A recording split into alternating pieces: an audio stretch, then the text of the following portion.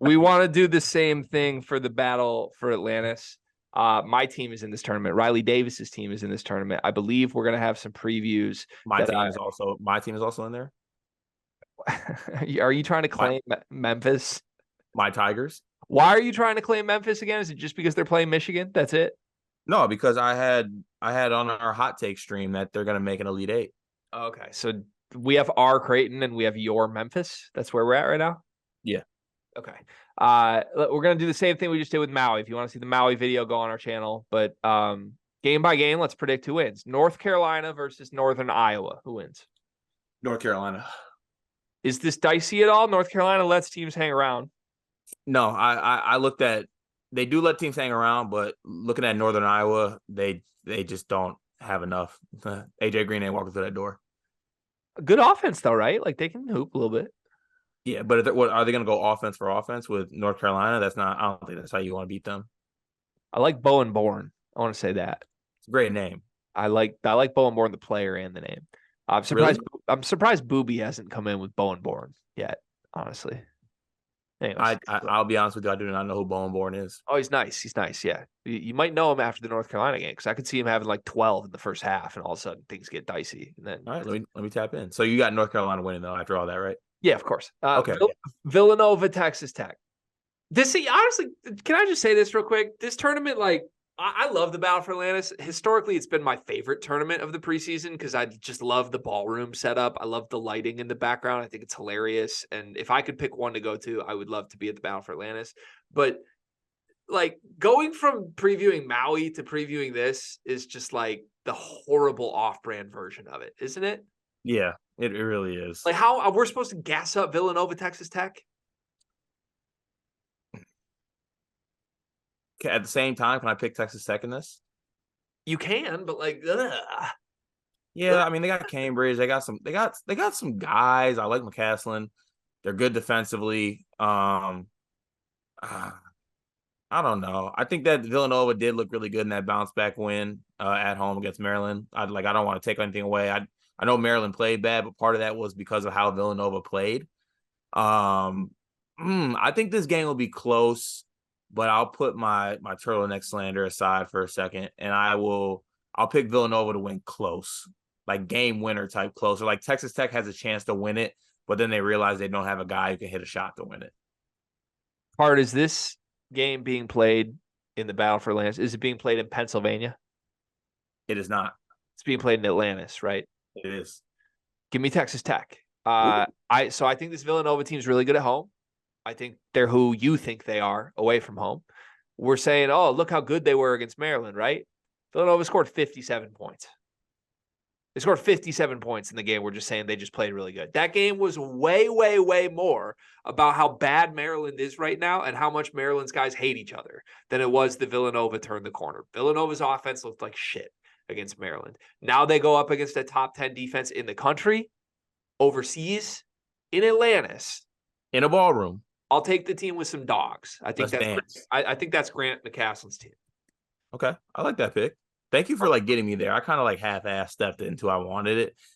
Why do I keep doing that? Why don't I just take the chance to get on Villanova? I don't know. You've gone a little Dukish on me a little bit. The hell? Little Dukish. Like this month's version of you is just like I could see you like starting at the 4 for Duke. Well, sorry to the people who didn't want us to get chippy on this episode, but that was so insulting. I mean, I could be comparing you to Paolo Banchero. I could be comparing you to Flip. I have great hips and I have the Uber app. Michigan, Memphis. Who wins this game? Oh, you got to be honest. We didn't clarify that. You need to be honest in what you think here. I know. I'm trying to think because I do think. I do think Memphis is really good defensively. I think they're really good defensively. So, Are we sure? I have watched 1.5 full Memphis games. I watched every Matthew Loves Ball, the full games I didn't watch. Their second half defensive performance against Missouri was very, very special. And I think that Missouri is a good offensive team. Even though they struggled in the first half against Minnesota, I still think they're a good offensive team. and they lost to Jackson State tonight. So this kind of sucks to say this, but I still think that Missouri does some good things offensively. And I consider Memphis to be a pretty good basketball team. So I think Michigan will probably win in a bounce back spot. I think it's a good game for them to bounce back. And I don't think that Memphis can necessarily pack the offensive power, like power punch, to keep up with Michigan the way they're scoring the ball right now. Okay. Just quick on Missouri. Saying you like their offense. Missouri scored 38 points and then 30 points in back-to-back halves against SIU Edwardsville. Then they had the debacle of whatever it was against Minnesota. Then tonight they just lost to Jackson State at home. Yeah, I like their offense. It's not about the ball going in. I just like the offense. Okay. Yeah, I don't know why. I think Memphis is probably good. This is the me versus John Martin Bowl. Love John Martin. Great guy. Great After Dark host. Great radio talent. Everything about John Martin. Love him. Great gambler. Oh man. 3-0 Memphis team doesn't scare me as much as like 2-1 Memphis would that's pissed off. And I don't know what the psychology of that is. Like obviously if you're better, you win the games, but there's something about Memphis coming into this game like thinking they're really good because they just beat Alabama State by 17 and they get a pissed off Michigan that knows they're really good and just laid a giant egg. I like the psychology of that for the Wolverines. I also think like it's very clear at this point, Michigan only wants to play one way, and it's they want to get up and down and they want to outscore you. And Memphis also wants to get up and down and they don't really turn you over too much. And I think when it comes down to it, I think I trust Michigan to outscore Memphis. Like if this is just a crazy high possession game and it's Jelly Fam JQ versus Doug McDaniel, I feel pretty good about being on Doug McDaniel's side of that equation. Is it okay if I feel good about being on JQ side? It's fine. You've always been a JQ believer more than I have been. I think more than his own family has been, to be honest. Which one? The real one or the jelly one? I don't know what that means. Yeah, I do know what it means, but I didn't know if you were like trying to make a real family joke that scared me a little bit. No, not at all. Okay. But I do think that this to me is Michigan's first. Actually, no, St. John's was the first test, but saw what happened to them boys too. Yeah, we did see what happened to them boys. I was in Madison Square Garden. I don't know. I for me personally, because I really respect this Memphis team, and I think they're really good, and I think they're like go far in the tournament good. Michigan beating them would go a long way for how I feel about Michigan. Okay. So are you picking Michigan? I am picking Michigan to win, yes. Are you picking Michigan because you know I'm going to pick Michigan? You don't feel like fighting me?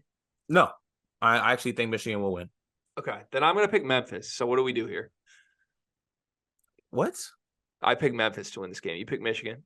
Why'd you pick Memphis? Just because I want to see how you're going to handle it if you have to talk me into Michigan. Okay. Let's put Michigan through. You're right. Wait a second. No, you're right. Michigan's going to win this game. You're right. I'm wrong. You're right. Michigan's going to win.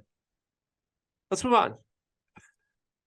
Arkansas, Stanford. Arkansas is coming off a really horrible loss. Do you think that Stanford could pull the upset here or no? No. Arkansas. Pissed off Arkansas too? Yep, pissed off Arkansas. But one of my favorite players in the country is Peja Stojakovic's son, who plays for Stanford, and I love his game, and I hate that he went to Stanford. Yeah, he's fun. He's going to be really fun to watch in this tournament. I'll take Arkansas as well. So this is, I think, the second straight time. No, we have Texas Tech. I was going to say second straight time we've just had all the favorites into the semis, but we don't. We have Texas Tech. So into the semis, North Carolina, Texas Tech, Michigan, Arkansas. That would be a fun game. Who wins? Carolina and Texas Tech. Who wins? Oh. North Carolina has been flirting with scares too much that I feel like they got to slip up at one point, and it's going to be at some time in this tournament. Doesn't that feel like it a little bit, the way they've been playing? Yes. And why do I feel like it could be a really, really good defensive, fun team that I think it could be this Texas Tech team. I got Texas Tech to win this game. And then hopefully Texas Tech winning this game will force Hubert to play his better players more than other players. Okay. I think I'm with you, but the thing is, I don't like this Texas Tech team this much. This is more just like me fading North Carolina. North Carolina in the last 2 seasons of Armando Bacot and RJ Davis is 0-4 in neutral games in November. So like they show up to these tournaments likely as a favorite in most, and across the board they've lost all these games in this era. So I don't think they make the championship. I don't know if that means they lose the first game or the second game, but I don't think they win both in a row, which means by default we're putting Grant McCaslin's Texas Tech team into the championship. And on the other side, we have Michigan and Arkansas. Shit, who you got? I want to say Arkansas, to be honest with you. I don't like this Arkansas roster that much. I do.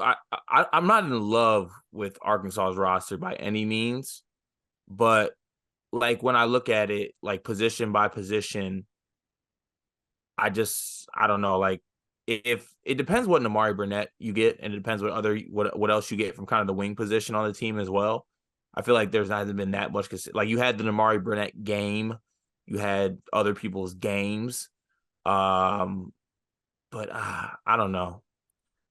The fact that I feel like you have to lean on T. Will a little bit too much and Amari Burnett in this game because I feel like you're going to get what you get from Doug and what you get from Olivier, and Terrace will be Terrace.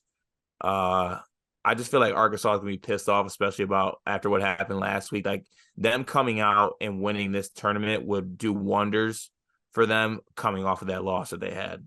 It would put a lot of things to bed. If we get to this game, I don't think Arkansas has an answer for Olivier Kamwa. That's the matchup difference for me. Like I go up and down the rosters, and while I think Arkansas is really talented, and if they play their A game, they can beat anyone, there is not a player on Arkansas's roster that I look at and I'm like, I don't know what Michigan's going to do. Like we're going to stick Namari Burnett on Tremont Mark. Okay. Like is L. Ellis just going to shoot over Doug McDaniel all game? He'll try. Not that Michigan like guards, but like it's one of those where like I feel like Michigan has some answers where Arkansas, I don't know what their plan would be on Kamwa. Are you putting Brazil on him? Probably, or you might just roll the dice and feel like Olivier is going to pull an Olivier, like he's been inconsistent. Oh, that's what we're doing. We're giving him the pull an Olivier treatment after. I mean, I know the final 4 minutes were bad. We talked about it. Oh yeah, no. I know that's what I'm saying. Line was crazy. Yeah, so far he's had really good games, almost every game. Stinker inbound. I'm picking Michigan because I truly think in this game they would have to put Brazil on Reed, and then that would mean they put a smaller guy on Olivier. And I think if they put a smaller guy on Olivier, it's wraps. I'm willing to fight to the death for Tremont Mark. I'm not willing to fight for the death for the rest of the Arkansas team. I will give you Michigan. All right, so that means Michigan, Texas Tech in the championship of the Battle for Atlantis. Rematch of the NCAA tournament when Texas Tech backed both of our teams up that year. Yep. Texas Tech's one of those programs you're never going to hear me say, like, I want Texas Tech. I don't ever want to see them. They terrify me. Yeah, ever. Michigan wins it fairly easily, and Phil Martelli hits the cabbage patch in tears, Sharon Moore style, telling Juwan he misses them, and this is for him. I got Texas Tech winning this game. Truly, I just don't think Michigan's good enough to win 3 straight. The same way I was with Carolina, the same exact way I was with Carolina. Like they're gonna lose somewhere along the way. That's where I am with Michigan right now. We could have Purdue, Kansas, all these other teams lifting the Maui Trophy, and then we got a pan to Texas Tech lifting the trophy of the Battle for Atlantis.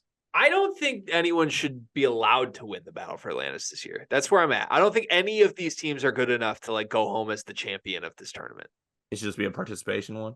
Why don't we cut it off at the semis and be like, let's go to the casinos. That's where I'm at.